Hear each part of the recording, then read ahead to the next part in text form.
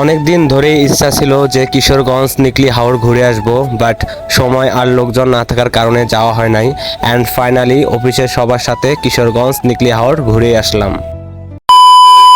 আসসালামু আলাইকুম এভরিওয়ান, কেমন আছেন সবাই? আশা করি সবাই অনেক ভালো আছেন। আলহামদুলিল্লাহ, আমি অনেক ভালো আছি। এদারিং দেখতেছি সবাই কিশোরগঞ্জ নিকলি হাওর যাইতেছে ঘোরার জন্য, তো আমরাও প্ল্যান করি যে আমরাও যাব। তো যেমন কথা তেমন কাজ, অফিসের সবার সাথে একটা পিকনিকের আয়োজন করি আর সবাই রাজি হয়। আর রাজি না হয়ে কি করবে বলেন? আমাদের সেকশনে আমরা যে কজন কাজ করি আমরা সবাই হলাম পিকনিক পাগল, ঠিক আছে? ওই যে দেখেন, কইতে না কইতেই পাগলে নাচ শুরু করে দিছে। আরে ভাই একটু পরে নাচ, আসলে এদের নিয়ে না আর পারা যায় না। মানে গানের তো কিছুই বোঝে না, খালি বিট হইলে হইলো, তারপর শুরু করে দেয় সবাই পাগল ডান্স। আর মনে করেন যে সব পাগলা আজকে সব একসাথে হয়েছি, নাচ তো হবে উড়াধুরা, ঠিক আছে? প্রতিদিন তো আর পিকনিকে যাওয়া হয় না, বছরে এক দুইবার যাই, ওই এক দুইবারই মনে করেন যে পুরা বছরের মজাটা কইরা আসি আমরা। যাই হোক, সবাই নাচতেছিল আর আমি অন্যদিকে আমার ভ্লগের জন্য কিছু ভিডিও রেকর্ড করতেছিলাম। পাশাপাশি আমিও অনেকক্ষণ নাচানাচি করছি, বাট আমার নাচগুলো হয়তো বা রেকর্ড করা হয় নাই, যার কারণে আমি ভ্লগে দিতে পারি নাই। আর নাচতে নাচতে অনেক দ্রুত বেগে চলে আসলাম আমরা কিশোরগঞ্জে। আর এটাই হচ্ছে আমাদের কাঙ্ক্ষিত বাস, যেটাতে করে আমরা এখানে এসেছি। তো বাস থেকে নামার পর আমরা একটা রিক্সা ভাড়া করে চলে যাই নিকলি হাওরের উদ্দেশ্যে।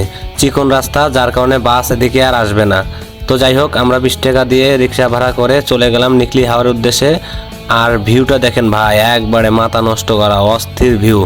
তো সুন্দর পরিবেশ উপভোগ করতে করতে আমরা দ্রুত বেগে চলে আসলাম নিকলি হাওরের যে পাশের হোটেলগুলো থাকে ওখানে। কারণ ভাই প্রচুর পরিমাণের খিদা লাগছে, সকাল থেকে এখনো না খাওয়া, তার মধ্যে বাসে মনে করেন যে নাচানাচি করছি অনেকক্ষণ। তাই সবাই ভাবলাম যে আগে খাওয়া দাওয়া করবো। আর খাওয়া দাওয়া করার জন্য হাওরের পাশে একটা হোটেলে আমরা ঢুকলাম। আর এখানে অনেক ধরনের আইটেম ছিল, তো আমি ভাবলাম যে আমি চিংড়ি খাবো, তো চিংড়ি মাছ দিয়ে দুপুরে খাবারটা শেষ করলাম। আর রান্নার কথা যদি বলি, এক কথায় জোস, অনেক সুন্দর রান্না করে এনারা। খাওয়া দাওয়া শেষ করে আমরা চলে গেলাম ট্রলার ভাড়া করতে, কারণ এই হাওরটা পাড়ি দিতে হবে আমাদের ট্রলারে করে। তাই ঝটপট করে দেরি না করে আমরা সবাই চলে গেলাম ট্রলার ভাড়া করতে। ফাইনালি অনেকক্ষণ ঘোরাঘুরি করার পর আমরা একটা ট্রলার পাই, আর এই ট্রলারটার ভাড়া হচ্ছে 8,000 টাকা। পুরা দিনের জন্য আমরা রিজার্ভ করে নেই। অন্যদিকে আমাদের ট্রলারটা ছেড়ে দিয়েছে, আর অনেক ভালো লাগতেছিল। চারিদিকে শুধু পানি আর পানি, মানে এই কুল থেকে ওই কুল দেখাই যাইতেছিল না। অনেক সুন্দর লাগতেছিল, পাশাপাশি ভয় লাগতেছিল। যাই হোক, যেতে যেতে আপনারা কিছু সিনেম্যাটিক ভিউ দেখেন, যেটা কিনা আমি ড্রোন দিয়ে ভিডিও করেছি। আশা করি আপনাদের সবার ভালো লাগবে।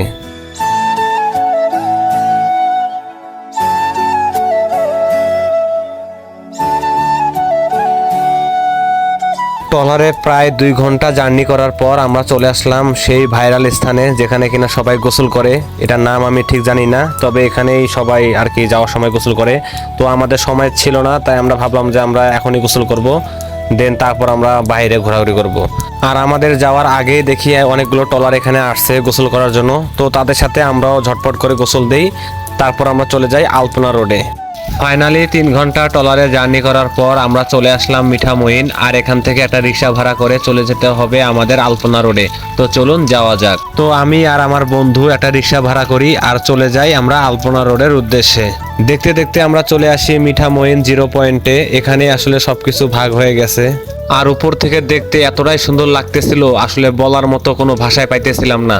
এতদিন দেখেছি মোবাইল ফোনে, আর আজকে একদম বাস্তবে দেখলাম। আর আপনারা হয়তোবা জানেন না, এই আলপনা রোডটা বিশ্ব রেকর্ড করেছে।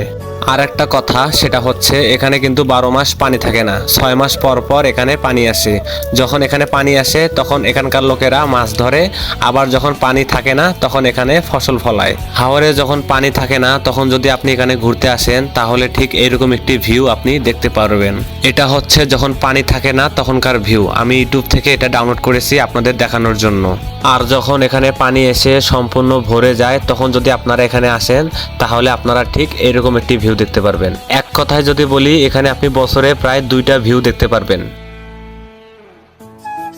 যাই হোক, অনেকক্ষণ ঘোরাঘুরি করার পর আজকের ব্লগটা এই পর্যন্তই। সবাই ভালো থাকবেন, সুস্থ থাকবেন। দেখা হবে আগামী কোনো ব্লগে।